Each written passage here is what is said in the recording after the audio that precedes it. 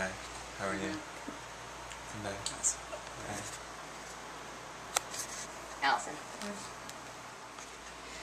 Tonight, each of you have something in common. No, I'm not talking about the drink that you each have in your hand. I'm talking about a friend in which you have in common. A sweet, loving friend of yours is reaching her quarter-century marker in life. For those of you who are a bit slow, that means I'm turning 25. This dear, sweet friend of yours has touched each of you in this room tonight, either inappropriately, emotionally, spiritually, or comically. She single-handedly kept Pat's Liquor, Camel, and Miller Lite sales high despite tough economic times. Who is this friend? How is she described? What, if anything, amazing has she done? She puts the word fun in the word dysfunctional. Baby Sammy was born May 7th, 1986, weighing in at 6 pounds, 7 ounces. Really? Over the years I've grown. At times I've grown too big, yet I've grown as a woman that stands here before you tonight. I'm the kind of friend who does yoga Pilates at 2 a.m. in the middle of the street just so a friend can go pee. You're welcome. But enough about my drinking problem, we'll go back to that. I'm the kind of friend who will eat all of your cheese so when you go to make drunken quesadillas you cannot. I'm the kind of friend you call when your life sucks because you always know my life's going to suck more. I'm the kind of friend whose words of wisdom are filled with random similes and metaphors that only sometimes make sense. How am I described? I describe myself as an old soul, a survivor, a true creature of habit, a woman who loves decorative pillows, apples and peanut butter, cigarettes obviously, and a good conversation. I have been described by others as someone who has left a beautiful image in so many hearts, someone who is beautiful, bold, and brave, someone who is patient, loving, and understanding, someone who is, a bit insane, the world's best drinking partner, queen of self-pity parties, and words of wisdom and rules for life are motivation for their own physical appearance. Thank you, Allison. Someone who is truly a kind, courageous, and sensitive soul.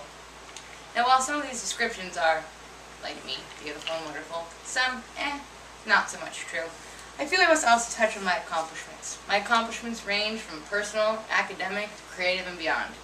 Personally, I have endured, faced, realized, and overcome more in my short life than many of you shall ever do in an entire lifetime. I'm just that awesome.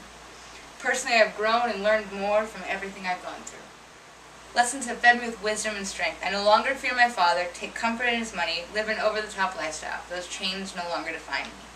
I have swallowed my fear. I think of tiredness as fuel. Tiredness is fuel. Note to self. I have been brave. I have defined my own path with my own heart, soul, and money, or lack thereof. Personally, I never thought that I'd be able to fight for something regarding love. But obviously, in this room tonight, you know I have. You lived through it with me. I found him, and I have this great love. I never thought I'd do that before. Now, my academic accomplishments have even surprised myself. I transferred to Lynn with a 4.0. I know.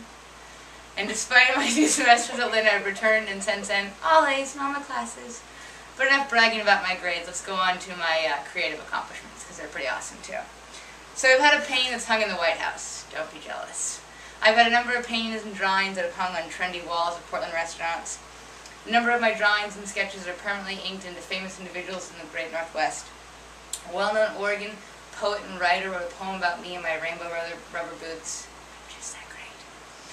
I have been and continue to write about my journey through life, and just recently a piece of my writing has been recognized by someone in the art field who said, and I quote, "One of the most extraordinary events that she's ever encountered, and a talent that must not lie undiscovered," aka, I'm going to be published. I'm starting to understand why you all thought of me as a pain in the neck at first, and now have much lower opinions of me. I see that you all admire me for one reason. You admire the quicksand in which I walk on. I understand and know why you love this Oregonian term Floridian, for you can relate to me. Why? We do not plant and grow trees, we swing from them. Duh. I'll never forget the first time I met each of you in this room here tonight. Granted, I'm hoping that therapy and time will change that, but until then, no. And lastly, I'm not saying up here tonight to say anything profound. No, not at all. I'm here to make a toast. Here's to our friendship. Here's to me making it to my quarter-century marker.